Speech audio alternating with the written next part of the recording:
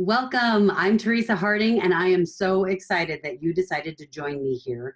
I have seriously been thinking how I can help people, especially during this time while this whole global threat is going on. So many people are losing their jobs. So many people are not sure what to do. So many people have ideas or opportunities or side hustles that they are doing that they would love to take online. They're trying to do it. Maybe they've even tried for years and it's not working.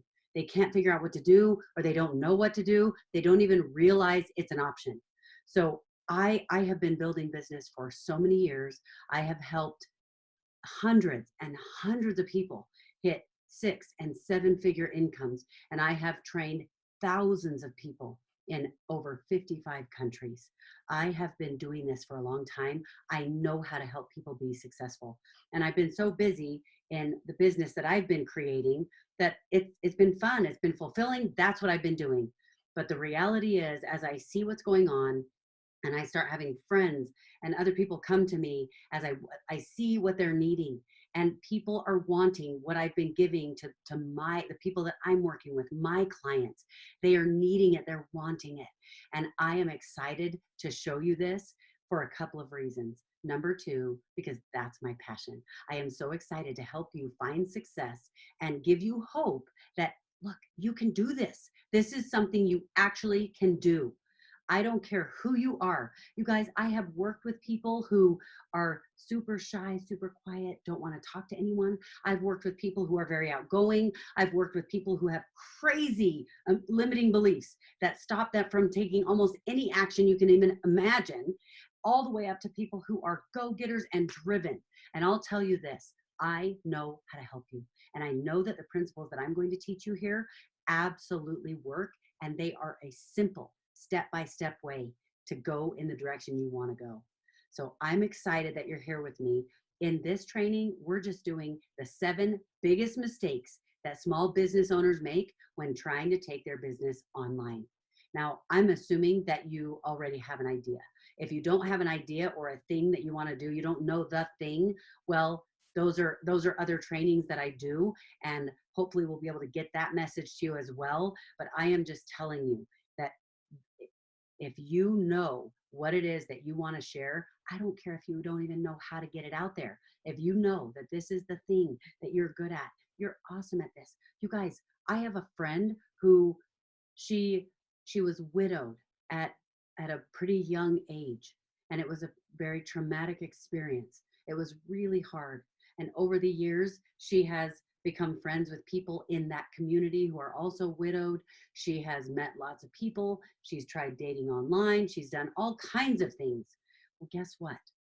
It's several years later, and now she is coaching people who are widowed and trying to date.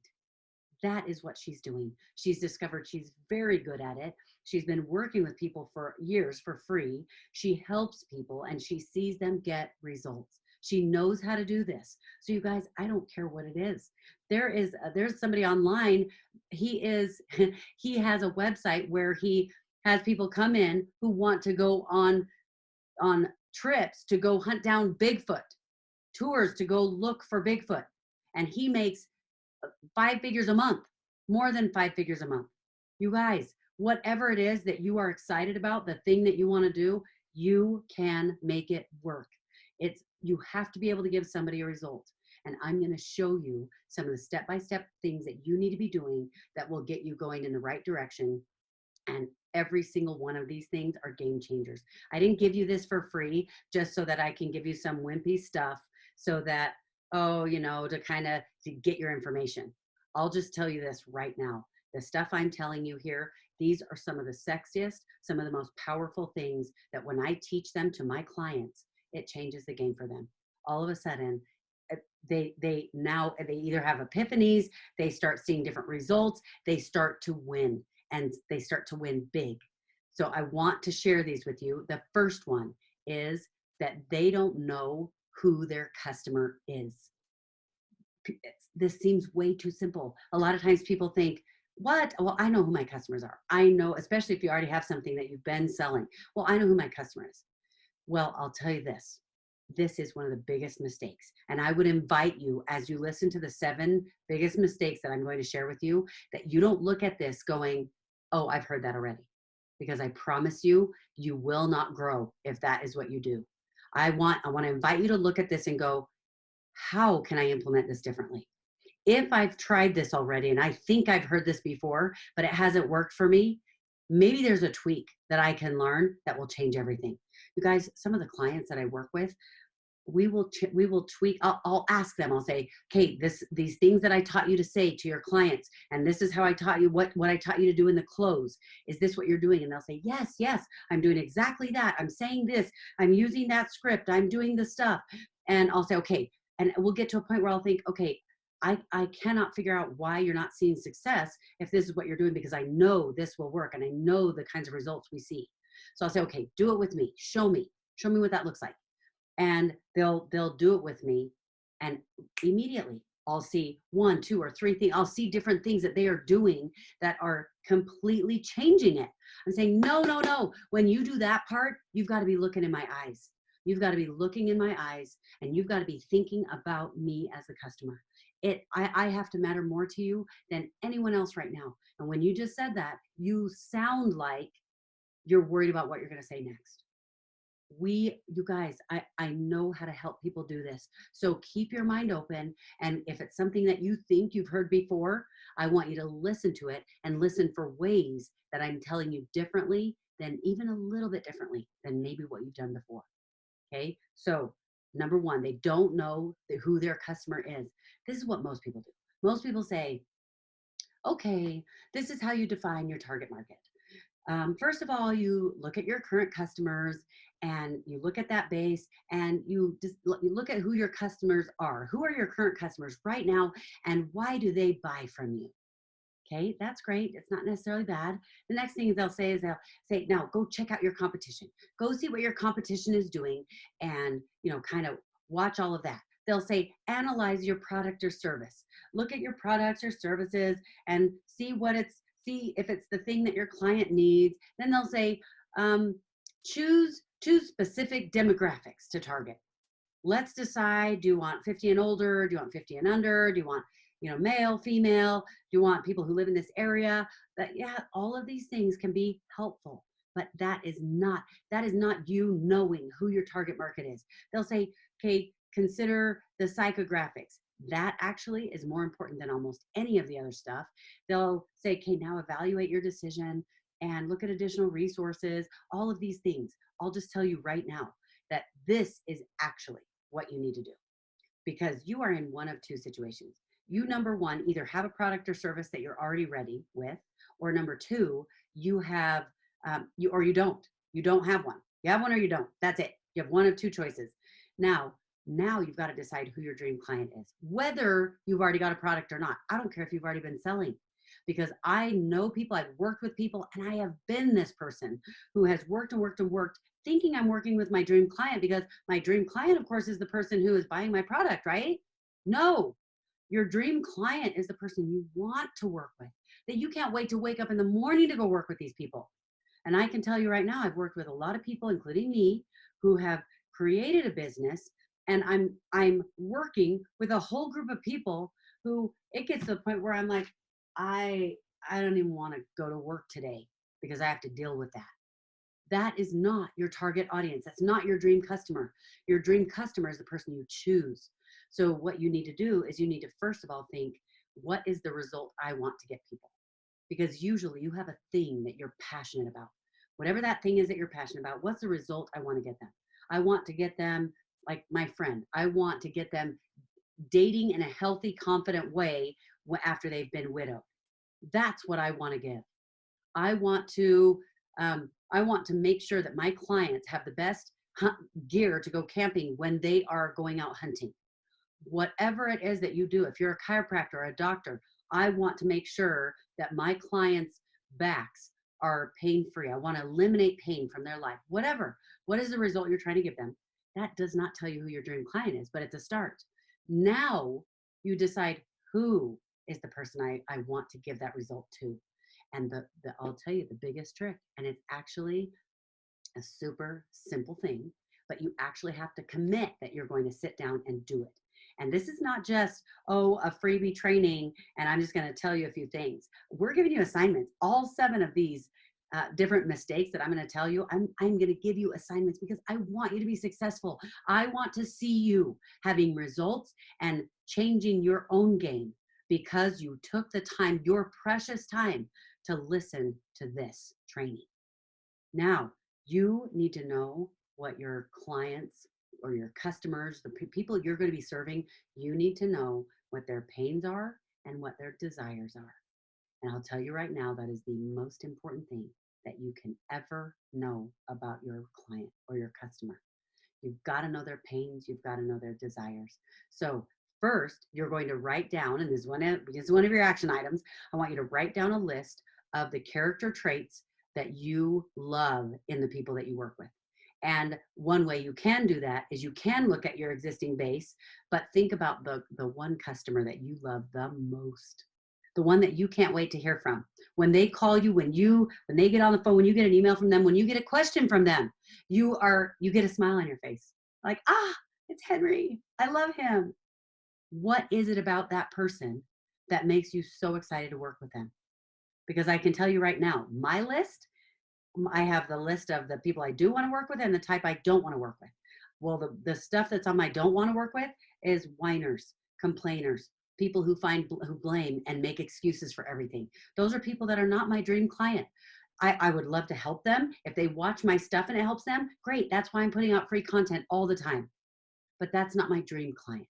That's not the person I'm going to target with my marketing. That's not the person I want to spend 80% of my time in my business working with. And if I put out free content to help those people so they can get over their limiting beliefs, they can get maybe to a place where now they become someone who's ready for me to help them. But until they're ready, that's not necessarily the person who's going to be my client. You need to decide what that looks like. I want you to write a list of all of the character traits that you like and the things that they do. I don't care what it is. And the things that they don't do. Hello, if you're a hairdresser, it might be that you love working with blondes because you're really, really good at highlighting blondes. But dark hair is not your favorite. It doesn't matter. You pick whatever is your favorite. And depending on what you are offering, it's going to be different for each of you. But it's got to be exactly what you want, what you love. You can't be going off of what other people tell you it should be, because you'll end up waking up one day like many really successful business people have, multimillionaires waking up and going, I don't even want to go to work. I got to start all over because this is not even fun. I'm teaching you how to set it up the right way, right from the beginning, so that it will always be fun. So you've got to know who they are. You've got to figure that out. Do that action item. The other thing you have to do is you have to know their pains and you have to know their desires. What are the pain points? What are the things that keep them up at night, that they can't stop worrying about, that stresses them out? What are the things that are super frustrating for them, super hard, that they're sick and tired of? What are those things? You've got to know what they are. And then you've got to know what their desires are. What are their dreams? What are their hopes? What are the things that matter to them? Why are they doing what they're doing? For me, one of the things on my list for my dream clients is they absolutely want to help people. They want to serve. When I get a client who's in it just for the money, of course the money is exciting. Of course that's fun. And guess what? We know how to help you make a crazy lot of that. But that you get to a point where you make enough money, pretty soon, it's not the money that drives you anymore. You don't need any more money. It's always exciting. It's fun to have the next goal. I'm always someone who has crazy big goals and I always reach them. It might take me longer than I originally planned because I'm a crazy, excited, driven person, but we always reach it. But you know what? If we can't do it in a way that changes people's lives, that is adding value, that is serving people, then what's the point? What's the point? That doesn't fulfill me. And I need to work with clients who that's how they feel, that it matters to them. That doesn't mean that money isn't the first reason you're doing it. Sometimes you're in survival mode. You're like, dude, I need to provide for my family and I'm in that place right now. So right now I am in this for the money. That's okay. There are times, there are seasons, And that's fine. But the real core behind why you choose what you want to do, it's got to be because you know you can change people's lives. And whatever that looks like, it doesn't matter to me. I work with people with brick and mortar. I work with people who are just selling, doing e-commerce. I work with people who are trying to build their business online. I work with network marketers. I work with people across the board, but it's got to be my dream client. And my dream client will find me. This is something that will either resonate with you or you'll go, hey, she's not my people. She's not the type of person that I enjoy listening to, that I connect with, that I want to work with. So that is what you need to do when you're trying to figure out who you're going to be working with. Those are the keys. So your 2 assignments, I want you to make sure that you write down your dream client, the pros and the cons, the positives, the negatives, things you don't want to work with, things you do want to work with. And then I want you to write down, make a very solid list of the desires and the pains of the people that are your dream clients. What are the real desires? What are the real pain points? And you have already started your business in a much more powerful place than most people ever even get to. There's a reason that there are some people who hit the top 1% of the income brackets in the world. I know how to help you do that. So start by starting the right way. We are talking about the 7 biggest mistakes that small business owners make when they're trying to take their business online. I see things happen all the time, and I finally created this because I'm thinking, okay, I want to get you started in the right direction, in the right spot, and going the right way so that you don't have to backtrack. One of the things that I've learned as I work with my clients, whether it's my lower end clients or really high end clients, I'll tell you what fulfills me the most is helping make sure that they bypass all the mistakes that I made, the things that I wish I had known at the beginning. And that is one of the keys when I'm training and teaching. I'm trying to make sure that I'm giving you the stuff I wish I had known. So the second biggest mistake that small business owners make is they don't know the desires and the pains of their client. They don't know what their client wants. They don't know what their client thinks they need. They don't know what the client actually needs. We talked about that a little bit in the last video, and I told you you need to make a list. But now we're going to take it to the next level because making a list of what you think is one thing, but guess what? Your opinion doesn't matter. Mine doesn't matter. Your husband's opinion doesn't matter about what your clients need. Your mom's opinion doesn't matter. What matters is your client, that your audience, your target people, those people, what they want, what they need, and what they think they need is actually what matters the most. Because as you are trying to provide something for your people, you have this thing, you're passionate about it, you're super excited to share. Well, guess what happens? It's really easy to get caught up in your product and your service and talking about, oh, this is what my product does. It's amazing. You're going to want this. That is super easy. And that's what most people do. They talk a lot about themselves and their company and all of those things. But what happens is we end up making a lot of assumptions about what we think that they want. But we need to know, number one, what does your client want? Well, what does your client want? Number one, they want to be understood. They want to feel like somebody really understands and cares about what they feel, what they're going through. Number two, they they don't want what you think they want sometimes. So, for example, in one of Dan Kennedy's trainings, he's amazing at sales. He shares a story of a man who comes into the store and says he's looking for a drill bit. Well, the marketers who aren't that savvy, don't really know what they're doing very well. They'll look at that situation, and I'm going to expound on this because Dan Kennedy doesn't go into this, but they look at that situation and they go, oh, he needs a drill bit. I need to sell him a drill bit. That's what he wants. Actually, is that what he really wants? No, that's not what he wants. He wants a hole in the wall. He wants a hole in the wall, but he has figured out that getting a drill bit is what's going to get him the result that he wants. Now, that the normal marketers, in fact, even a good marketer will look at that and go, no, he doesn't want a drill bit. He actually wants a hole in the wall. So if a drill bit is how I can get him what he wants, then that's what I'm going to help him get. But why is this only a good marketer and not a great marketer?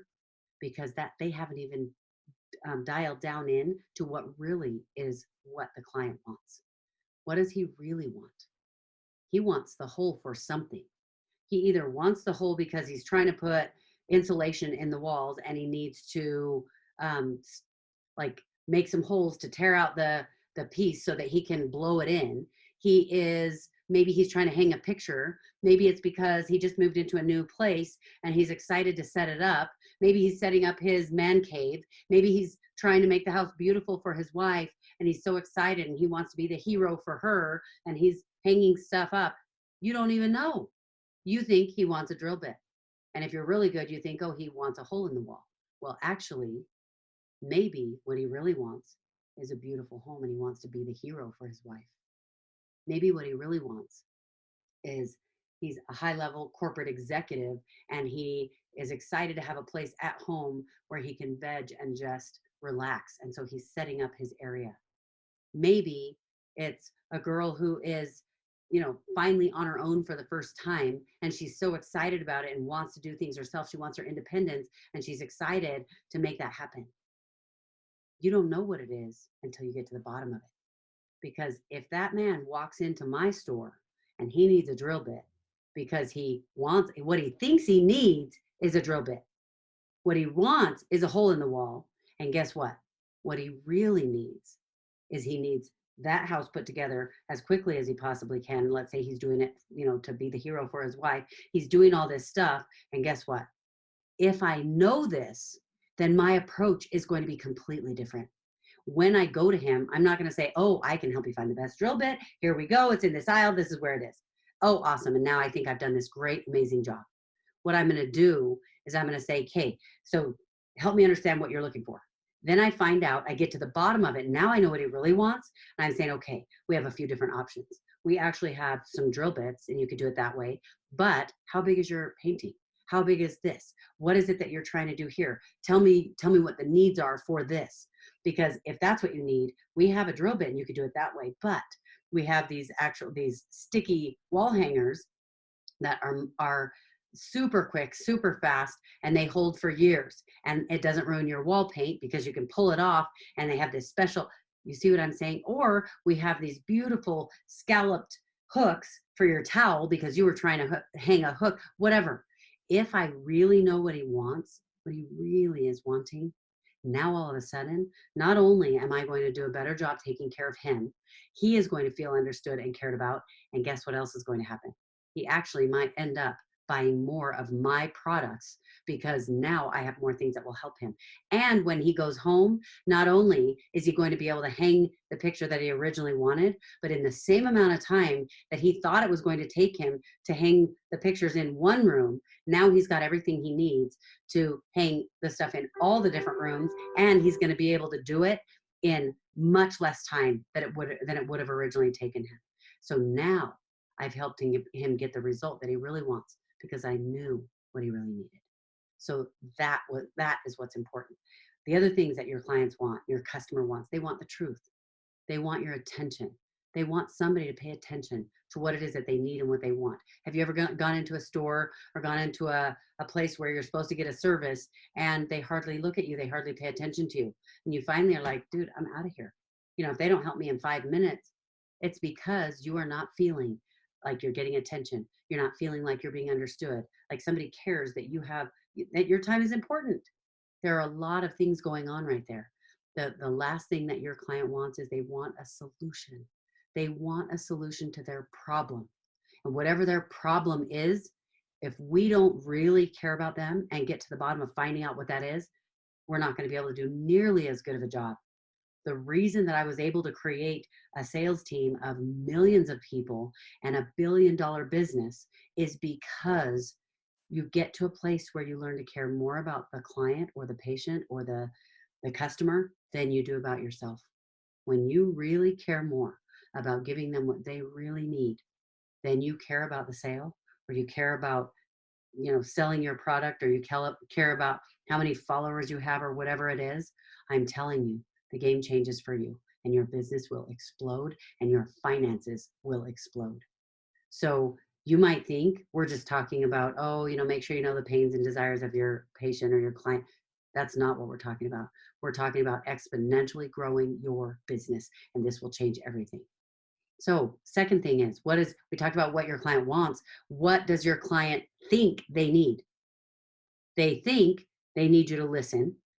That's not really what they need. What he needed was a hole in the wall. He needed to be able to hang those pictures. But they think they need you to listen. They think they need you to ask questions to find out more. And guess what? The beauty of it is they think they want those things.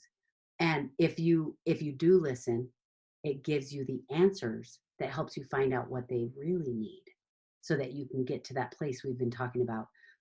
So normally what you'll do is you will listen.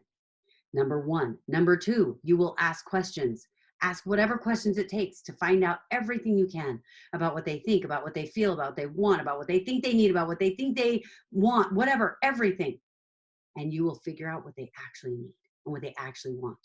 Then number three, you're going to discuss options with them. Just like I talked about with the guy who visited me in the store. I'm going, okay, so these are the different options. Oh, if that's what you want, these are the ways we can make that happen. Here's how we can get you that result. Here's how we can create a solution for you. Then the fourth thing is repeat. That's it. Listen, ask questions, discuss options, repeat. And that's, of course, before you get to the close where you're going to help them get the item that's going to make the difference and give them that result. And then the last thing is, what does your client actually need? What your client actually needs is what you come to at the very bottom after you've dug all the way deep and found out. Because after all of this, after you've talked, after you've questioned, after you've listened, after all of this, you can figure that out. Now you'll know what they really need. And I can promise you, if you haven't done this before all the way deep, it's going to change the way you offer your product. It's going to change the things that you put into your offer. It's going to change, honestly, it might even change what you decide your product is. That's how powerful this is. And the other thing that happens is, if you didn't know all of this, you might try to sell the man the drill. But of course, you didn't understand all the other things going on there. Now, you won't just help him find the drill bit. You'll be the one telling him a couple of options of different types of wall hangings. Now you're the one helping him figure out how to solve the problem of hanging the pictures. You might even have, he might need a level. You might realize, oh my goodness, they have templates to hang on your wall so that you can do this X, Y, Z. All of a sudden, you have a lot more solutions than you realized to the problem that he had. So take the time to find the desires, the pains, write them down. I gave you that assignment in the last video. So in this video, the action item I want you to take is this, because this is the most powerful way to find out what their pains and their desires really are. Go to the places where your people hang out. Once you've made your list of your who, there's a certain place that they go. They absolutely are hanging out in certain places. People who love guns are in gun magazines. They're in gun shows. People who love aesthetics, they are watching YouTube videos about aesthetics. They're at the home shows. There are places that they go online and offline, and you need to know where those are. Once you've identified your dream client and really dialed it down, it'll be easy to figure out where they are. You need to go there, look at their comments, look at their questions, look at the things they say that they're frustrated about. Look at what they ask for help about. You are going to find all the answers that you need. It is so powerful. We are going to talk now about the third biggest mistake that small business owners make when they're trying to take their business online. What they do is they try to sell to everyone. It's really easy to feel like, wow, I have this amazing product. I know exactly what to do with this. And I know what result it gives. I know the solutions that it will give for you. I know what problems it solves, all the stuff. And so it's really easy to start thinking, well, guess what? All these people need my product. So if you are selling haircuts, let's say that you are trying to get leads for clients. You're trying to get leads online to get people to come into your haircutting salon or hairstyling salon, whatever, and you are trying to get them to come. Well, you're selling haircuts. So what happens is you're thinking, well, dude, everyone needs haircuts except bald people. Everybody needs my product. You have got to niche it down. That's one of the biggest mistakes people make, because this is what happens. I'm going to be super blunt with you. If you will not niche it down because you insist that everyone needs that product, your copy all the wording that you write down to attract your client, your dream client, is going to be so generic that it's going to be boring and it's not going to attract anyone.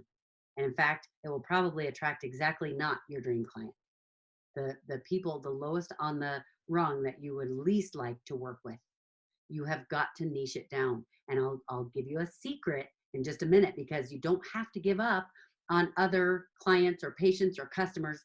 You don't have to give up on everyone, but you've got to niche it down. So just because you sell water doesn't mean you go, well, everyone needs water, so I actually can sell to everyone.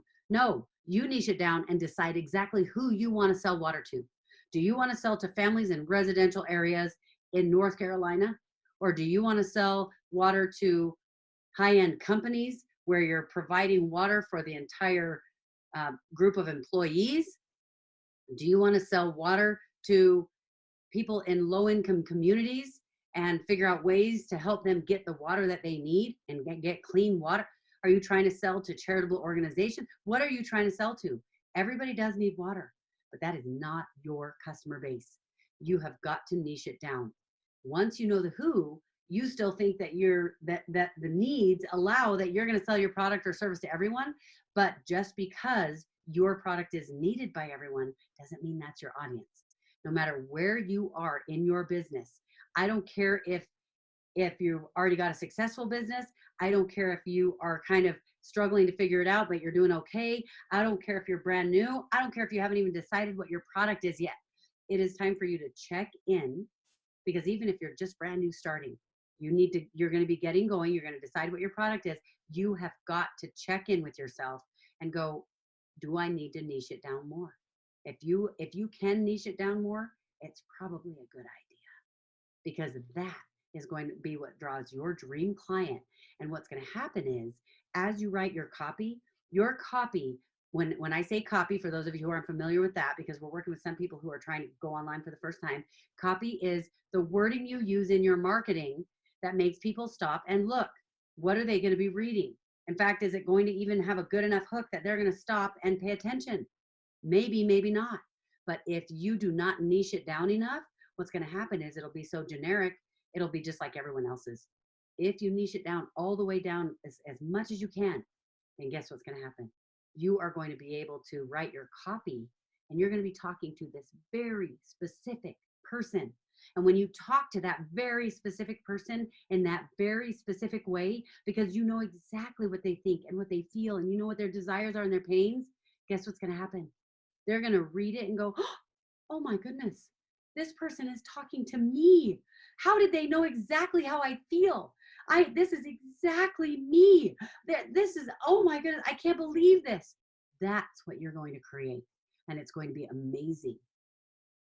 So maybe you're going from helping someone in a small business to helping someone trying to create a brand. So for example, let's say you normally help people who they have a small business, and you're saying, I help people grow their business from a small business and go bigger. Well, maybe you can niche it down and say, you know what? I actually am going to niche it down into something even smaller, where I help people grow their business, but I specifically help people who are trying to create a brand around their business so that they can take it online. Niche it down.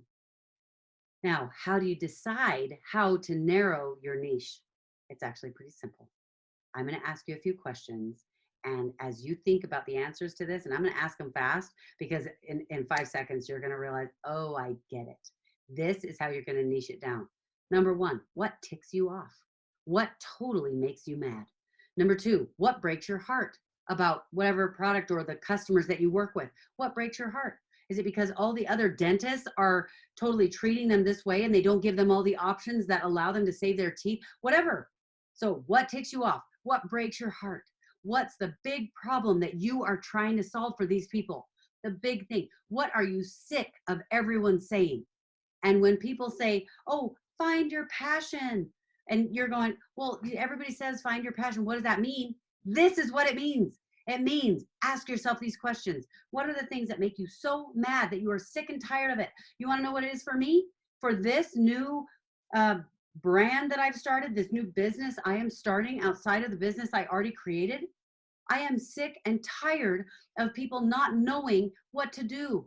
They listen to all these people online who have good ideas, or they throw out stuff that worked one time. Well, guess what? I know what works. I know what works offline. I know what works online. And I am sick and tired of people struggling and trying to follow their dream. And they're paying all this money here and there and everywhere, and they still don't get the right answers. I want to give the right answers. I want people to know exactly how to do it. I know how to teach you how to do it. And so I'm like, I'm done. I am ready to go because I am done letting it just sit there. I am going to get out there and help. And I have to do this because it matters. It matters to me because I'm passionate about it. That's how you figure out your passion. So that is the third mistake that people make. One of the biggest ones that people make. Now you know, now you're not going to make that mistake. And the action item I want you to do with this is I want you to figure out exactly what your passion is. And again, I don't care if you haven't figured out a business or a product or whatever, great. Then start from scratch. If you already have something, I want you to really work with the last couple of videos, figuring out what the passions and desires of your people really are. How can you serve them better? How can you up level the value that you are offering and make it so much better that they're going, I don't even know how I got lucky enough to find this person who would sell me this thing, because I just can't even believe it. That's what you're going to do. I don't care what level you're at. Again, when I'm working with low-end clients or high-end clients, it doesn't matter. It doesn't matter. This is an exercise that you can do, and it will change how your clients feel about you. You'll see a higher level of loyalty. You'll see a higher level of conversions, and you'll see a higher level of people ascending up your value ladder who are wanting more of what you have. Here we go, you guys. Now we are talking about the fourth biggest mistake that small business owners make when they're trying to take their business online. This is huge. It's super important to understand about this because it's about social media. Everybody wants to get on social media. Everybody wants to get followers. Everybody knows that that's a way that you can reach a lot more people a lot faster. But how do you do it right? This is the big mistake people make. They spread themselves too thin on social media. They're trying to be on Facebook. They're trying to be on Twitter. You guys, there are so many platforms. And like, okay, so let's name some of them. Facebook, Twitter, LinkedIn, Pinterest, Instagram, Google+, YouTube, Tumblr, TikTok. You guys, it goes all over the place. There are so many. And there are some awesome apps and awesome ways that you can, like if I do an Instagram live on my Instagram, then when I post, it automatically posts to my Facebook live. But guess what? I've got several different Facebook groups. So what Facebook group am I posting to? Am I going to post to my private groups? Am I going to post to my public groups? And there's so much. And now, of course, our business has grown into something that's huge. So we have employees who take care of that. I have someone that I can say, hey, I created this content. Now let's make sure it's in a blog. It's in my podcast. It's on my Instagram. It's on my Facebook, all the places. And we repurpose the content. I do a video. We can pull out the audio. We can do my YouTube channel. We can be everywhere. But the reality is it's too much. That will come, but to grow successfully and go fast, the best thing you can do is pick one thing. Pick one and get to be a master at that thing. And I'll tell you, I'm going to end this with a secret that a lot of people don't know, and you'll hear people teaching it completely differently, but I'm telling you, it will change your life. And I'm going to save that for the end, and I'm going to give you the secret. But what I want you to understand is what happens when you spread yourself too thin. When you spread yourself too thin, number one, you lose quality. You don't have time to take care of all this content in all these different places.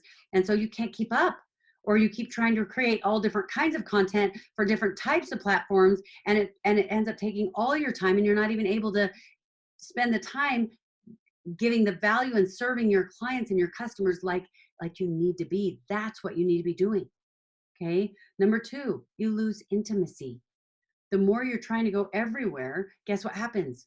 All of a sudden, all of your people feel like, well, you're just hanging out there. You're just back there doing your thing. And if I happen to watch your thing, fine. It doesn't matter to you. You don't notice.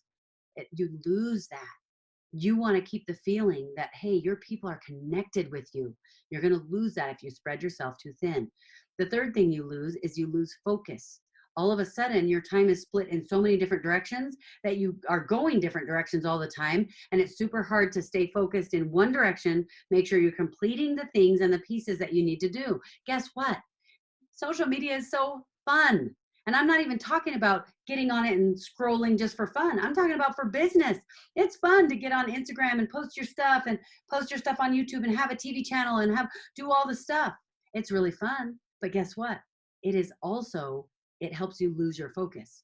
And until your business grows big enough that now, number one, you don't need to do that at the beginning. Now it's gotten to a place where I have enough people who I'm helping. Some people like podcasts. Some people like to follow my stuff and watch on video. They feel more connected when they can see me.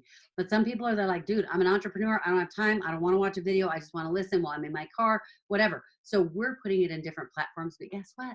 I don't do it. My people do it. They're the ones who do it. And do you think I did that at the beginning? No, I actually got on, did my live at the moment and posted it. Then as you get better at it, you can get to a place where you start having auto posts so that you can do batches, which is some of the things I teach my clients. You batch, you video batch, or you content batch, and all of a sudden you've got all this content ready for the next 6 months and you don't even have to think about it. So it doesn't make you have to, it doesn't run your life, and it's awesome. And the last thing that happens when you are spreading yourself too thin on social media is you lose time. You guys, that is the most precious resource you have. Anybody can make more money. And some of you are going, well, yeah, that's easy to say. Well, the reality is when you know how to make money, it becomes easy to make. You know, it's so annoying when people say, oh, it's easier to make your second million than it is to make your first. I know what that sounds like. I know what that feels like when you haven't been there. But the reality is it's true. And you want to know why? It's because you've learned to protect your time. You learn to protect your focus. You learn to protect your relationships with the people that you serve. You've learned to protect the quality of what you do. You've learned to do all these things. So I, again, am jumping in, trying to save you from the mistakes that I made at the beginning, trying to help you go, okay, right from the very beginning, start like this. Get started right. Make sure you don't spread yourself too thin, because the beauty of it is you'll have all that content. You can repurpose it later when you want to add to a different place. Some of my other trainings, I talk in detail about how to decide where you're going to post and what you should pick for yours, whether you're going to do a YouTube channel or you're going to do Instagram or whatever. But that's beyond what we're talking about here. I just want to make sure that you know, don't spread yourself too thin. Make sure that you pick one and go all in. Just do that one and make sure that you stay focused, that you have quality content, and that you plan the time to actually do it. And I told you I'd end with a secret that I want to tell you. This is something that you will not hear very many people teaching. In fact, a lot of people will say, oh, post once a week. Oh, post once a month. A lot of people will say at least do once a month. I'll tell you right now, my dream client are people who are serious about moving their business along. I don't care what speed, but for you, it's fast. And you're here because generally the people who are interested in this offer that I gave you is because you're my dream client. So you're probably the type of person I love to work with, which tells me something about you. That number one, you're driven. Number one, you're ready to take action. And whether you're scared or not, you might have limiting beliefs. None of that matters to me, but you're ready and you want to do it. And even through the fear, you're going to go. So if that's the case for you, then I know that this secret will make all the difference for you. I'm going to tell you that you need to be posting every single day, 365 days a year. But a lot of people think, oh, well, they have to create this half-hour training. No, do 3 to 5 minutes, 5-minute training every day. And actually, I'm going to add an extra little tip that is really powerful, that this is something in my trainings, when I do my retreats, when I teach this thing that I'm about to share with you, people freak out and go, oh my goodness, that was the best thing ever. So it's about frameworks. You need to turn it into frameworks. So if you'll notice in this whole training that I'm giving you, I said, I'm going to give you the 7 biggest mistakes. So now I'm going to give you some mistakes. And then as we go through it, I say, okay, here's another mistake, and here's another mistake, and here's another mistake. And now it starts to get ambiguous and it starts to be hard to follow. And it starts to be like, okay, there were a lot of mistakes. Turn it into a framework, which simply, basically, to keep it very basic, it means give it numbers. So the 7 biggest mistakes. And guess what? When I say, when you're spread too thin, here's what happens. There are 4 things that happen. Number 1, you lose quality. Number 2, you lose intimacy. And I'm putting it into a framework. So I'm not just saying, there are several things that happen when you spread yourself too thin on social media, and I'll share with you what some of those are. And then I start listing them. If you put numbers on them, number 1, it forces you as the content creator to be a creative mind, to go, wait, I'm missing one. There's another thing that actually happens there. And it helps you to make your content more full and more helpful and more valuable. Then the other thing that happens is it helps you stay on track. The third thing that happens is it allows your audience and your listener to really hear and remember better what it is that you taught and what it is that you were saying. So put it into a framework. And the other secret is to post 365 days. I am telling you, do not make it complicated. Any business that you're doing, if you're doing hair, you can say, hey, the 3 tips, the 3 most important tips when you're highlighting someone's hair. Or another one might be, okay, the most important thing you want to do when you are going from dark hair to light hair. If you are someone who sells, if you're a dentist, let's say you're a dentist and you are selling your product, and you say, the number 1 thing that matters most when you do your bedtime routine with your teeth before you go to bed at night. Whatever. That's 1 episode. That's 1 post. All you have to do is tell the thing, share some story about it that is legally allowed for you to share if you have privacy or HIPAA laws, if you're a doctor. Make sure that you, and you just flesh it out and explain to them why. Tell them what, the thing that people usually do. Tell them a couple of stories or your story, why you figured out why it was so important. That's it. That's your thing. And that is content. And you will be shocked at how much people love it. Now, for me, 1 day a week, number 1, with my clients, I teach them to take a day off 1 day a week. They have to take a day off if they're going to work with me, because we're working on psychological pieces as well as growing their business, and it all fits together. But one of the things that I do is, if you're going to post 365 days a year, for me, my day off is Sunday, because Sunday is my Sabbath, and that is serious for me. And I like to keep the Sabbath day holy for, the way that I live and my belief system. So for me, my day off is Sunday, but that means I'm not going to post about work on Sunday. So on that day, I'm going to do, number 1, I can either batch it for 6 months, and I did that video months ago, and so now I don't have to do it that day. But I also want to honor my belief system, and that is to not be doing work things on that day. So I don't want to offer a work thing on a day on my channel. So what I do is, during my video batching, I will do a video on something that for me would be appropriate for my Sabbath. So when I'm observing the Sabbath, doing something uplifting, or figuring out how to overcome a limiting belief about self-worth, or those kinds of things, that's what would be appropriate for my Sabbath. Your belief system is different. Your situation is going to be different, but make sure that you honor your values, your principles, your beliefs, and you can easily do it even if you're posting every single day. Now, I don't ever create a live on Sunday. I just don't, because that feels for me, that's work.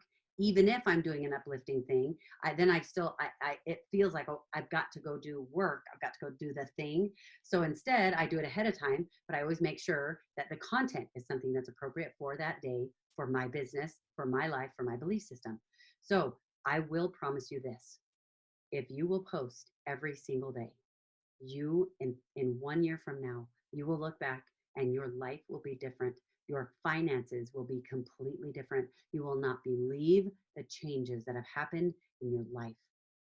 Start posting, because what happens when you post, this is not about you post once a week. And if you post once a week, you grow X amount that year. But if you post 7 times in a week, then you grow 7 times more that year. That's not what happens.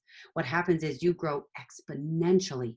For every extra day that you post in a week, or for like on a regular basis, your business will grow exponentially.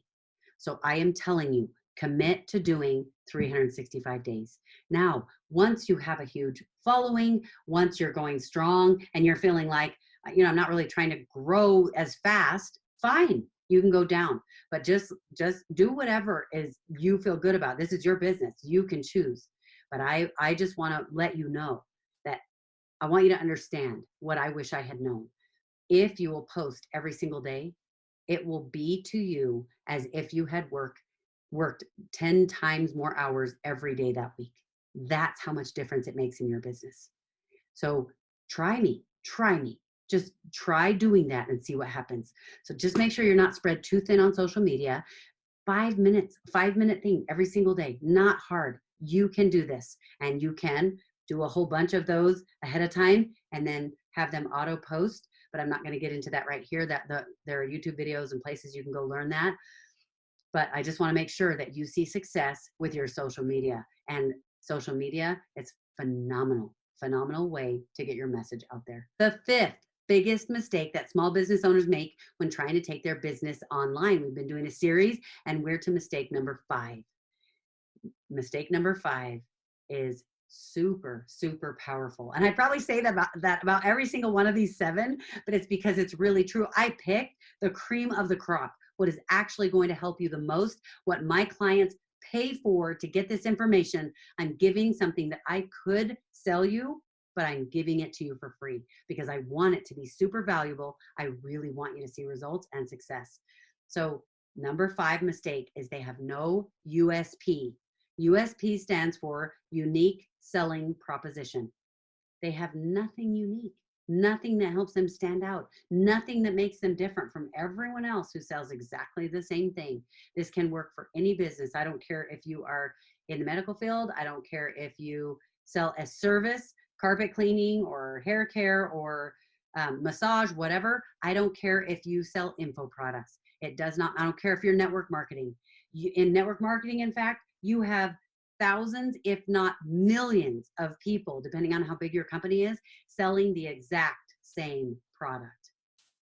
And you need to have a USP. You have to have a unique selling proposition, something that makes you stand out, because most people are not the only person in their industry. They're not the only one selling the thing that they're selling. You must have something that is different.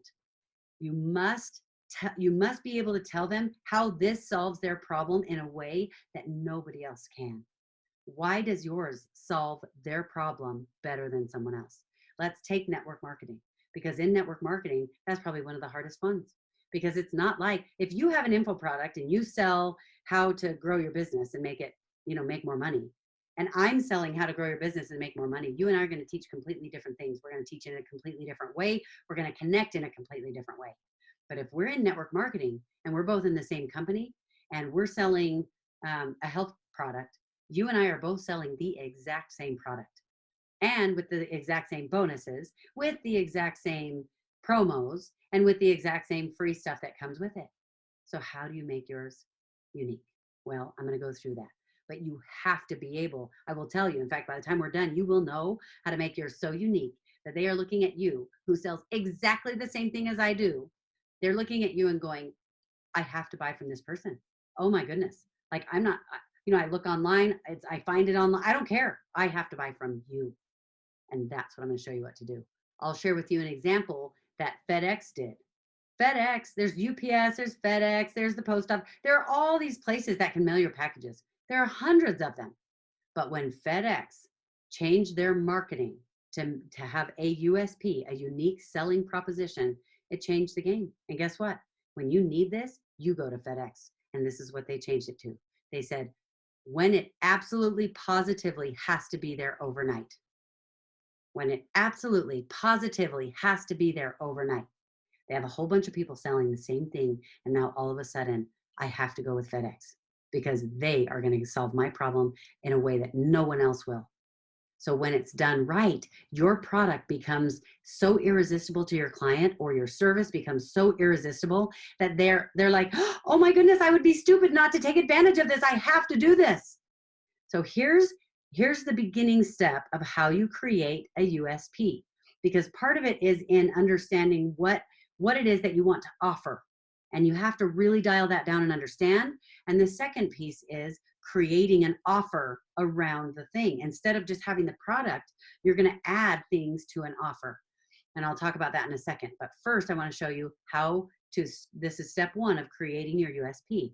Number one, it's, some people call it creating your elevator pitch, but a lot of people say, oh, create your elevator pitch. You just need to decide what it is that you want to say, and you need to be able to say it in 2 minutes, or you need to be able to say it in 30 seconds. If you were to get on an elevator and you were going up just one floor and somebody asked you what you do, what would you say? You have to be able to say it really fast. Well, guess what? That kind of makes it all about you. Your elevator pitch, I only have this much time to say the thing, so I have to be able to say it in this amount of time. How about if we flip that? We make it all about them. You know what? I want them to know that I can serve them in a way that no one else will, and that they are going to get a result that is what they've been waiting for. And I need to make sure they understand that in 30 seconds. Change it so that that's the feeling around it. Now, this is what you're going to do. First, you're going to think of how you can best serve the client and solve their problem. And now you're going to go through this list. There are, I did A, B, C, D, E. Let's see, A, B, C, D, E, F, G, 7. There are 7 steps to this, okay? So the first thing you're going to do is you are going to say for blank. You're going to want to write this down. You're going to say for blank. And in the blank, you want to put the name of your target market. So for example, if yours is hunters, you're going to say for hunters. Okay, that's part 1. Part 2 of this, part 2 is you're going to put the word, you're going to say who blank.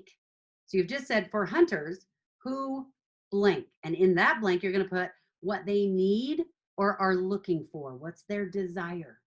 So it would sound like this. For hunters who need high quality camping equipment.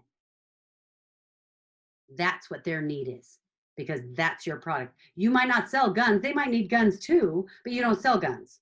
You sell camping equipment, but specifically for hunters because you've niched it down. Okay. So now we're going to number 3. Now you start with a blank, and the blank is the name of your product or service. Let's say you are Natureland Hunting Gear. That's the name of your company. Then you're going to put that in the next place. So the name of your company. And step 4 is you're going to say is blank. And in that blank, you're going to say why your company is unique. Okay, so this is what it's going to sound like when you do the first 4. For hunters who need high quality camping equipment, Natureland Hunting Gear is the world's only camping equipment company. Now you've got my attention. Because look at, you're almost writing a mission statement. You're almost saying, look, this is what matters. This is what we want to give you. So let me read that again. For hunters who need high quality camping equipment, Natureland Hunting Gear is the world's only camping equipment company. Now, number 5 is you're going to say the word that, and then blank. And in that blank, you're going to put why your company is unique.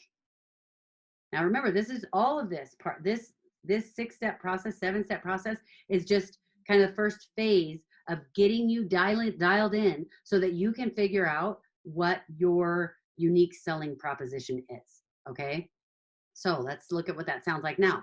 For hunters who need high quality camping equipment, Natureland Hunting Gear is the world's only camping equipment company that provides equipment specifically for hunters who want safety without giving up comfort. So now all of a sudden, look, as a hunter, I'm going, oh my goodness, they're talking to me. And then step 6 is you're going to say unlike, and then a blank. And in that blank, you're going to put the other company. Now, you could put the other company's name, but I wouldn't. What I teach my clients is that you don't need to ever put someone else down. You never need to put someone else down. A lot of times in marketing, they'll call it throwing rocks. You do need to throw rocks at something, but you don't need to throw rocks at someone or at a company. If you need to say how bad that chocolate company is to be able to make yours look good, I'll tell you right now, you need to work on your marketing skills. You never need to do that. There's no reason. And you can rise above that standard of marketing and be absolutely something that brings positivity and value to the entire marketplace, whether you're online or off. I don't care what you're doing. So instead of saying that other company's name, then I would say something like other camping equipment companies. Or let's say a way that I could throw rocks is I might say, in fact, I've done it in some of these videos. I said, everybody tells you that you need to do this online, or everybody says that, this is what people say about how to find your who, but this is what you should actually do. I just threw rocks at the other way of doing something, and now I'm teaching you the better way. So that's a way you can throw rocks without putting anyone down. So now let's hear what it sounds like. For hunters who need high quality camping equipment, Natureland Hunting Gear is the world's only camping equipment company that provides equipment specifically for hunters who want safety without giving up comfort. Unlike other camping equipment companies, and then the last step is step 7, and you start with a blank, which is in that blank you're going to put how you take care of them better than anybody else.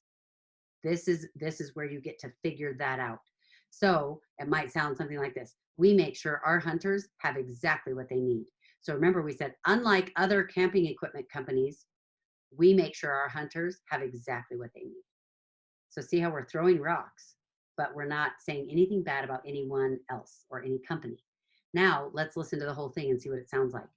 Now you can see why this is the first step to figuring out your USP, because now that you've done this, you kind of have narrowed it down and you're like, okay, now I see. Because I was forced in this outline to figure out a way to describe what it is that I'm giving my clients that nobody else is giving them.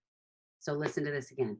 And then I'm gonna share a second example with you that is for hairstylists, so that you can kind of get an idea, because this is kind of more of a rugged type of approach, and the hairstylist is a softer approach depending on the product that you have. So we're gonna say, for hunters, like, what is your product? What do you have? I have a product that's for hunters who need high quality camping equipment. Natureland Hunting Gear is the world's only camping equipment company that provides equipment specifically for hunters who want safety without giving up comfort. Unlike other camping equipment companies, we make sure our hunters have exactly what they need. Now, all of a sudden, I've made you feel like, oh my goodness, they're better than everyone else, and I need to work with this person. Okay, here's the other example of what it might sound like for a hairstylist. Let's say that you sell natural products to hairstylists. You actually sell to the people providing that service. So it would sound something like this. For hairstyling enthusiasts who need the best natural products for their clients, Updo Hair, haha, get it? Updo Hair is the industry's only hair product company that gives you the best of all that nature has to offer without sacrificing the benefits of all that technology allows. Unlike other natural hair care products, we have the only products that incorporate everything you want while ensuring the highest quality. So you see how if you follow that outline, guess what's going to happen? You're going to have a really good idea of what your unique selling proposition is, and now you can move on from there. So that is our 5th biggest mistake that people make when they're trying to bring their business online. Take that seriously, fill that out. That's going to be your action item. I want you to write that out, and I want you to actually fill it in. Use mine as a template. Rewind and listen to this over and over, and it will give you some wording and give you some ideas of what you can do and what you can put in there. Okay, so good luck with that. It'll be fun to see some of your responses. I'd love to hear what you guys came up with. Those will be awesome to see, and it will also help other people who are interested in this training as well, and it'll create a list of some helpful information that I can give out to people to help them with free content, just like you will be doing as well. We are on to our 6th biggest mistake that small business owners make when trying to take their business online, and this one is a big one. This is one that a lot of times people, they don't even realize how big of a mistake it is, because they start doing this thing and they have no idea how it's affecting the people that they're reaching. This is it. The mistake number 6 is that their copy is all wrong. Remember, the copy is just the word that marketers use for doing your, like, the text that you write that people are going to see. Whatever it is, the wording that you use in your marketing to attract people to you. Now, a lot of my high-end clients, we're dealing with way more advanced information. But for this, remember, I wanted to bring in people who are struggling through this coronavirus situation, trying to figure out how they can make money, trying to figure out what they're going to do when they're out of a job. And sometimes, a lot of times, it's people who have had an idea in the back of their mind. They've had it, something that they've wanted to do, but they weren't quite sure of the steps to take. They didn't quite know what to do. So these are an outline of items that I am so excited to show you, because it will help get you going in the right direction and quickly. It's going to help you go fast. So the copy is all wrong. We've talked about what copy is, but let me tell you one of the biggest mistakes. So I'm going to go through some of the biggest mistakes that people make in copy. Number one, the copy is all about you. You make it about you and your mission statement and why product is so important to you, and how you're so excited about how you just want to help people. And you're talking about your dream. You're talking about yourself. You're talking about your company. You're talking about your mission. You're talking about your product or your service. You make it all about you. And yes, some of those things are we need to talk about, but we need to talk about that in terms of the results you're going to get for them. You need to get them results that matter to them. And that's what you need to talk about. All of your emotion needs to be around what's in it for them. You need to make the whole thing about the result you are dying to help them get. So for example, in my company that I grew to, where I've had lots of success, it's a health product. And we have something that helps with digestive challenges. And it is amazing, powerful support. It's huge and people love it. Well, guess what? In my copy, in my funnel, or on my pages where I'm trying to do lead magnets and bring people in, I'm not talking about how amazing my product is and how, this is why I love this and I love helping people. Yes, that information is in there, but guess what most of the copy is about? Most of the copy is about, are you sick and tired of having to make sure you're close to a bathroom? Are you sick and tired of never being able to be sure if you are going to have an accident when you go somewhere? Are you sick and tired of not being able to eat certain foods because your stomach can't handle it? Notice how I'm making it all about them. And right now I'm talking about their pains. And of course, in the copy, I want to talk about their desires. So the first biggest mistake is that it's all about you. The second thing that people do in their copy that is a big mistake is they don't add any emotion. There's no vulnerability. Oh my goodness, this product is amazing. This is what it does. You're going to see these results. It's awesome. What about if I make it about, like, kind of like what I shared with you? Are you sick and tired of this? Have you ever been in tears because you were not able to XYZ, or you didn't make it to the bathroom in time? Or have you ever been in tears because you've had so much discomfort or pain or whatever in your stomach? Now, because I sell a health product, FDA compliance rules say I can't say the word pain. So it depends on what you're selling and what your guidelines are. But I'll say, do you have so much discomfort and irritation in your stomach that you can't even stand it? And you have been in tears and you can't find any, are you tired of people telling you they have an answer and then nothing helps? Now I'm getting to the emotion, I'm getting to the vulnerability, and that's what matters. And sometimes the first times you start writing copy and you're writing these things, it almost feels like you're being phony. And I had a hard time at the beginning, and I realized this is why. It's because I didn't want to be vulnerable. But once I started writing it, and I was like, wow, I feel like I'm like making up these things. But really what I was doing was thinking about the clients, my customers, people I had helped who had been in tears to me because of the results they had seen. And I knew what it did in their lives. And I was excited to help change other people's lives. So as I started sharing stories anonymously, of course, and sharing information, I realized, what it really is. It's really what the real truth is that we're sort of afraid to share because we don't want to be vulnerable. Now, it's funny because, sometimes it's easier as like men who are listening to this, sometimes it's easier to feel like, well, for men, it's harder. It is hard for men, but you know what? It's hard for women too. We just show our emotions in a different way. And guys, you guys, as you're writing your copy, you might write it differently. You're like, you know what? I had this sick feeling in my gut that I wasn't providing for my family. or whatever. You're going to talk about it differently, but it's going to come from your heart and it's going to attract your client. It's going to attract your dream customer because you're being real finally and you're being yourself. And what'll happen for most people, what'll happen is you'll start doing this and you'll think, wow, I'm getting really vulnerable. I'm doing a great job. And you'll be doing a great job.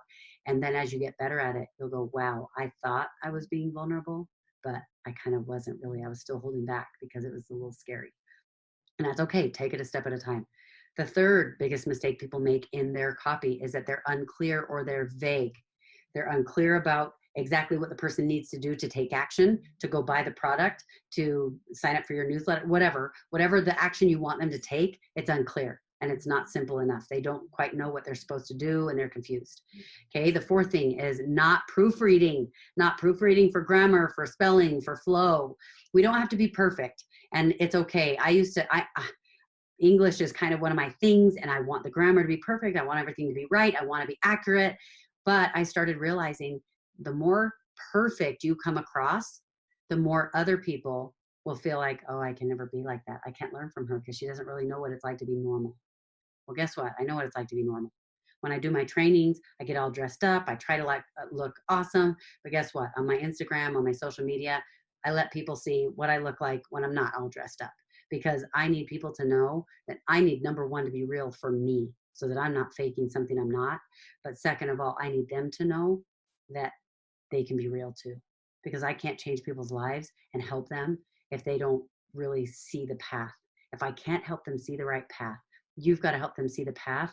And if you're unclear or you're vague, if you're not showing emotions, or if your text is so frustrating because there are so many misspellings or grammatical errors that it gets to a point where people are like, I can't even deal with this anymore. Can somebody at least just check this and check it before it goes out to everybody? So just make sure you at least look it over, make sure that you kind of fix the grammar, spelling, the way that it flows so that's not confusing. Number five, by ignoring SEO. SEO is search engine optimization. You guys, it can get so complicated and that can be so in depth. And we work with our clients on some of those things, but I will tell you this, you can keep it so simple. All that means is that when someone is searching for a keyword, for example, let's say I'm posting a YouTube video. If someone's searching for my video might be about the biggest mistakes that business owners make when they are trying to close a deal. Let's say that that's what my video is about. Well, guess what? If I don't put the word sales, selling, hashtag, all the right hashtags behind the scenes, because when you go to post your video, you can say keywords, you can add keywords. Well, I want to add every possible keyword, or when someone types in the thing that they're looking for and my video is exactly what they're looking for, it's not going to come up because I didn't put the right keywords. So there are some things you can do, and don't worry about doing it all. Just do some. And little by little, you'll get better and better at it. And you'll start to notice more and more. And then it'll get to a point where you get to hire someone to do it for you, which is what I do now. And it's so awesome. But you gotta take the steps. You gotta do the hard work. You gotta do the things that make your business successful. And I'll tell you what, as you grow your business and have to take those steps yourself because you don't have the resources yet, what happens is you become a different person. You become the person that can train those higher end clients because of what you've become through the process. And those of you who are watching this who have already seen some level of success, whether it's a little or a lot, you know exactly what I'm talking about because you've been there. And every level of success that you hit is because you changed and you grew. Okay, and number 6 is they don't test. They don't test the content. So if I'm going to put something out there, let's say, in fact, let's use this as an example because I want to be totally transparent and show you what I'm doing so you can do the same thing. I put this video out as a lead magnet to say, hey, I'm going to share with you some of my most awesome tips that are going to change your business. And if you want this, then of course you gave me your email so that I could send it to you. Now I have your email. Now I can market to you. And if this was interesting or helpful to you, then you're a lot more likely to be interested in looking at what else I have. I have other amazing trainings that I know change my clients' lives. Well, I want to start with something powerful that I know can help you. So what's going to happen is I'm going to put this out there. And it's called the 7 Biggest Mistakes Small Business Owners Make When Trying to Take Their Business Online. Well, guess what? I'm going to have that out there and make it available, and I'll be doing that. Now, I'm also going to create another lead magnet. I'm going to create another free item that is just as powerful. I feel like the content is just as good, but it's on a completely different topic. Something maybe, something very specific that I know is going to draw the type of person I want to work with. And I'm going to put both of those out there, and I'm going to test. I'm going to see which one pulls better. Maybe this one ends up bringing me 100 new emails a week or a day or a month, whatever. And the other one only brings 2. Now I know, wow, this one's way better. Once I figure out which one is better, now I'm going to create a third one, and I'll test the best one against the new one. And you keep testing the best ones against the new one. And I may end up with 2 or 3 or 4 different ones that are all pulling really well, and 3 that I realize I've scrapped because those didn't work very well. That's what you need to do. And the last one, which is probably, well, I want to say the most important, it's very, very important, but they're all important, is, well, this might be the most important, is a bad headline. That's a mistake that people make. There's a bad headline. There's no awesome hook. Dude, you are out there fishing for people to come find you.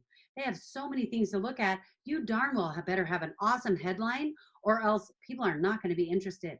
So I'm going to teach you something that you can do that makes it really, really powerful. I have several different ones, but I'm going to give you one here, and I'll give you a hint. Another one of them is you can use the title that I used for this whole training, and that will give you an idea of the second type of awesome hook that you can put in your headline.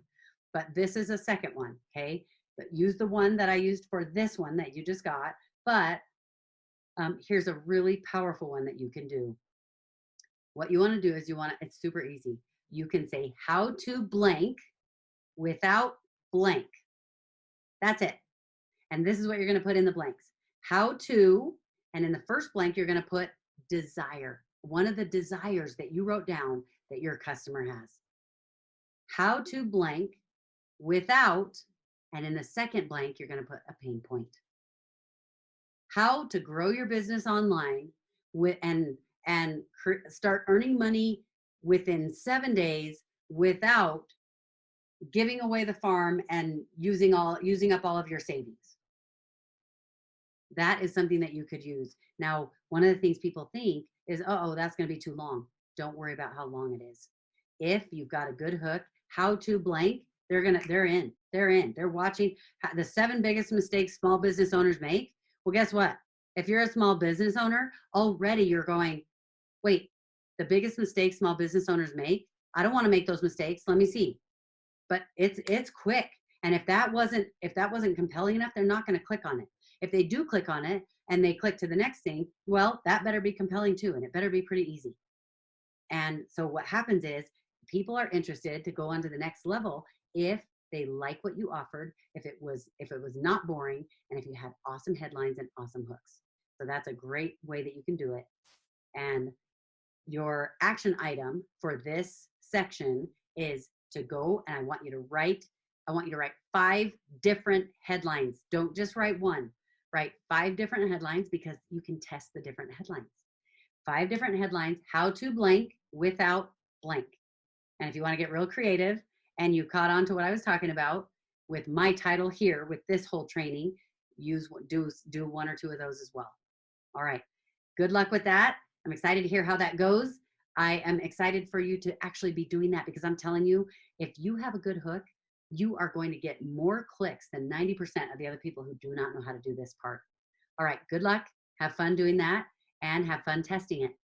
We are going to talk about the 7th mistake that you do not want to make. It's one of the biggest mistakes that small business owners make when they're trying to bring their business online.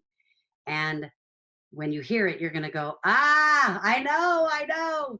It is spending too much time thinking and not enough time acting. I'll tell you this is something I teach my clients all the time, and we need to be reminded about this all the time. What happens is the people who wait until everything's perfect and they feel like they know everything, their business will grow, but it will grow very slowly. The people who just start taking action. They're not afraid to make a fool of themselves. They're not afraid to mess up. Realize that you're going to get there. Just go. Those are the people who grow the fastest. It's unbelievable.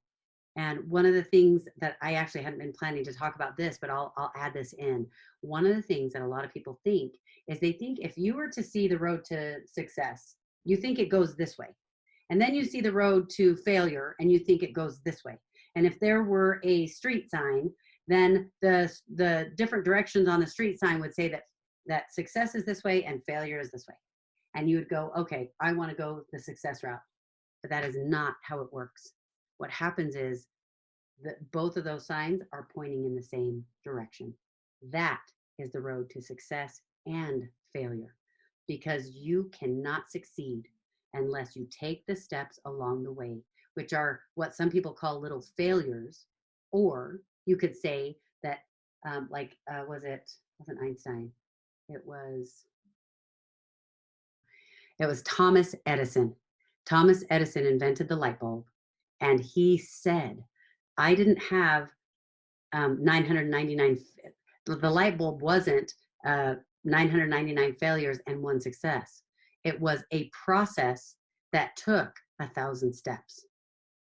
So that is what you need to remember, that you need to start taking the steps. Start taking the steps. That's, I think, one of the reasons why people have coaches, why they need coaches, is because all the things you could go learn on your own, you could probably do, but we don't. Sometimes we get a trainer so that we can have them help us lose weight. We get a dietitian to help us get a healthier, diet or whatever. We get people to train us how to grow our business because we know that we can cut the learning curve way down. And all of a sudden, now we're going to be able to do it faster. We're going to be able to do it more efficiently. We're going to be able to make money faster. We're going to be able to change lives faster. We're going to be able to do all of that. Okay. So why don't people take action? Let's talk about this, because I want you to think through this for yourself. And honestly, for me, it's some different ones of these at different times. So think about, here we are in a global crisis situation, and you might be worrying about your job, or you might not have a job now, or you might, for whatever reason, you've been thinking, oh, I've been needing to do this for a while, or now is a time that I better look at building my own business, whatever. You are an entrepreneur. That's why you're here. I want to talk about some of the reasons that people don't take action. Because as I go through this list and you're thinking about it, I'm hoping it will spark something in your brain and go, okay, she's taught me a lot of steps, things that I can do. Now that I know some things I can do, I want to take action. So why don't people take action? The first one is what I call the pleasure pain principle. I want to spend just a little bit of time on this because there are several pieces and points that I want to make. There are 6, in fact. The first one is that there are only 2 reasons that people take action ever for anything. One reason is because they are moving toward pleasure. And the second reason is they are moving away from pain. Those are the only 2 reasons. But human nature is such that this is number 2 about this principle. And that is this: people will do more to avoid pain than they will to gain pleasure.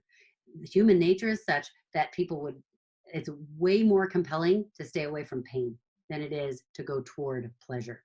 The third thing I want to tell you about this is that perception of the pain or the pleasure is stronger than reality. The reality of how painful it will be is actually what you think it's going to be, how painful you think it's going to be, is way worse usually than what it actually ends up being. So because we are worried about that and we kind of hype it up in our minds, then what happens is that stops us from taking action. The fourth thing I want to tell you about the pleasure pain principle is that perception of pain and pleasure is modulated by time. What that means is that it's like the strength of that, the strength of how much that feels changes over time. It might lessen, it might strengthen. So for example, people who are afraid to interact with other human beings, maybe they have social phobias. Well, if they keep allowing themselves to not, and no judgment here, I'm just saying, if they keep not taking action and don't interact, it can slowly strengthen the perception of pain they will feel by interacting with people, and it can turn into agoraphobia, where they don't even want to go outside their house. So that's what I mean when I say it's modulated. The strength of that pain or pleasure changes over time based on your perception. Okay. Number 5, emotion trumps logic every time. Every time. If you think that you make decisions based on logic, I want you to think again. Because what happens is 99% of the time, we make decisions based on emotion and then we justify the decision with logic. It might be logical. When you go get your green car that doesn't use gasoline, you might be telling yourself logically, it's because I want to be good to the planet. And that's true. You want to be good to the planet. And all the reasons you tell yourself all are true. They're logical. But one of the reasons you're getting that car is because you think being green is cool and you want to be cool. You want to be the person that is a green person. There are so many other factors. People who go buy a Tesla, they don't go buy a Tesla because it saves on gas. Yeah, that might be one of the reasons, but there are a lot of cars that save on gas. There are a lot of cars that are green. There are a lot of different cars they can buy. But what happens? They go buy the car and they're thinking, man, I'm going to look like James Bond in this car. I'm going to look so cool. It's going to be awesome. And then when they come home and their spouse asks them, so, oh my goodness, you bought this Tesla. What are you going to say? Yes, it is amazing. It's going to save us so much money on gas. And look how fast it goes. Look at how we can, be green and save the planet. You're going to say all the logical reasons why you bought it, when really part of why you bought it was the emotion. Think about the decisions that you make, even the ones that you think that you make logically. Because sometimes, in fact, I have a very logical husband. He is extremely brilliant, super logical. Even when you make decisions that are based on logic, sometimes it's because, for example, he admires logic. He thinks it's wise to make decisions based on logic. So in his emotions, he wants to be that kind of person and he wants to be wise and he thinks that is a smart thing to do. And he wants to be smart. So he makes decisions based on logic. And if you don't believe me, then you're going to have trouble increasing your sales. Because let me tell you, the copy that you write, like we talked about in the previous video, it will need to be touching their emotions, helping them feel the emotion that helps them make the decision.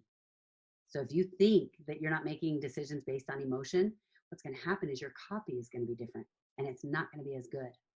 So if you're having trouble writing copy that talks to emotion, then look at yourself and start trying to notice when you make decisions, the decisions you make and why.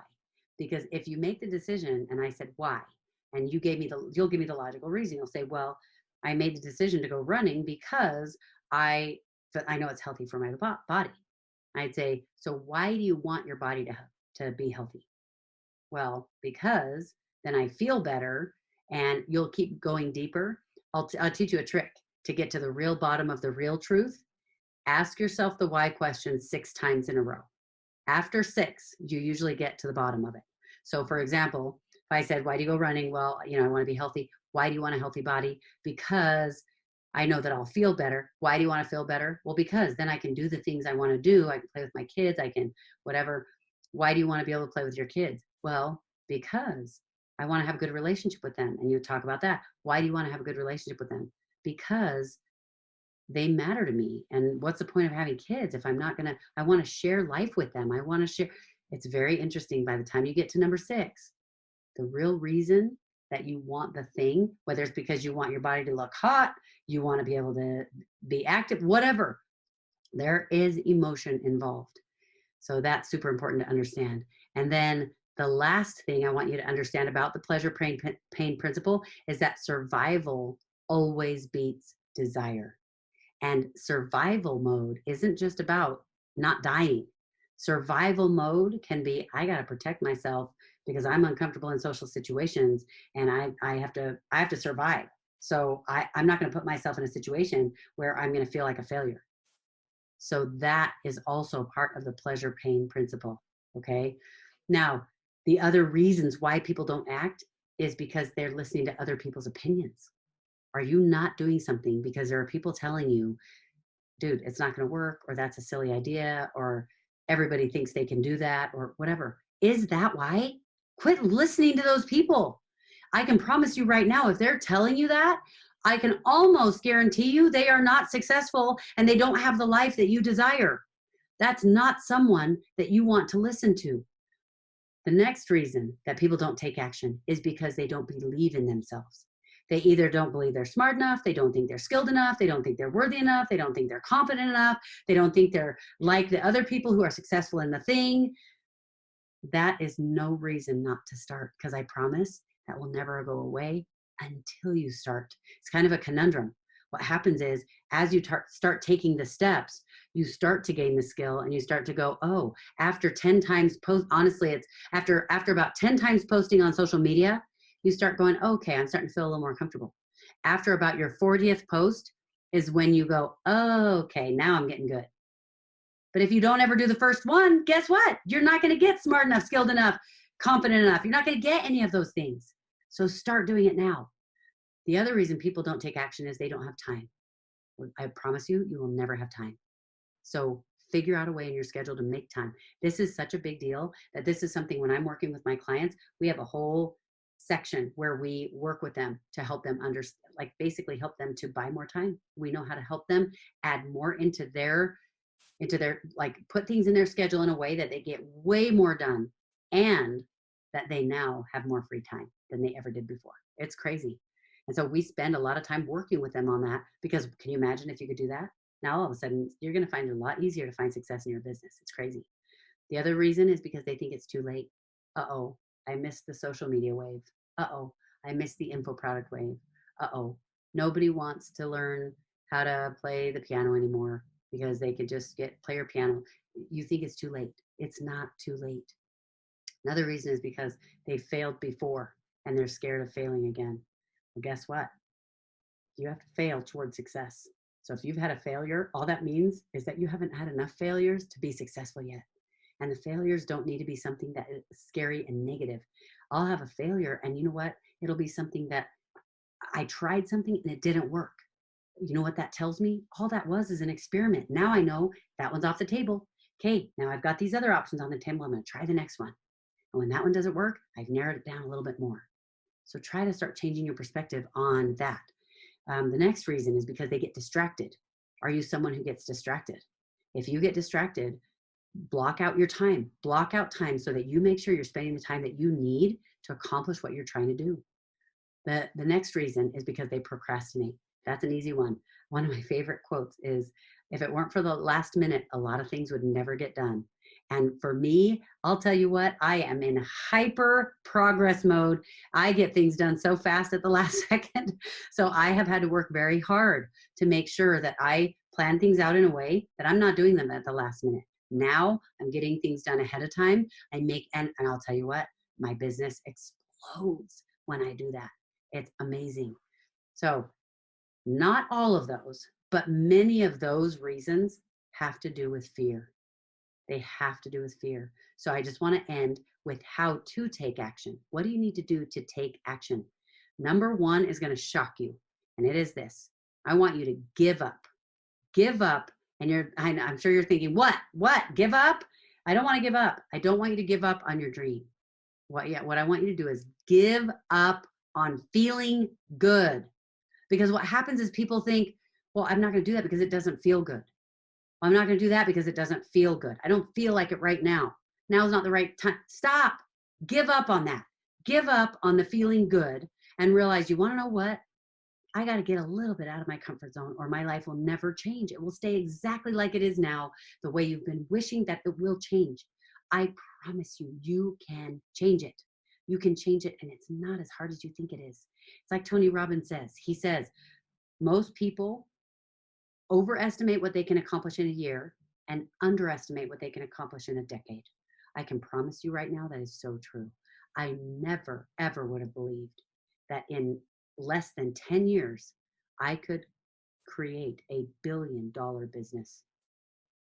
That wasn't even on my radar at that time. I'll tell you right now, what I know I can create in the next 10 years, I know this is a true principle. So I know that it's probably going to be way more than I can even imagine. And I can imagine pretty big now. And you can too. As you get going, you will start to do that. Number two, make room for discomfort. Most people don't know how to be comfortable in the discomfort. If you are frustrated at your spouse, let's say that you have a relationship and you have an argument. Most people feel like, "Oh, something needs to change. Like he needs to be okay, or we need to talk about it. We need to resolve it. You know what?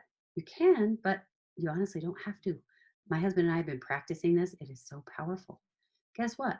I'm mad at him. He's upset with me. And guess what? That's okay. We can sit in that for a minute. We'll sit in that. We know we still love each other.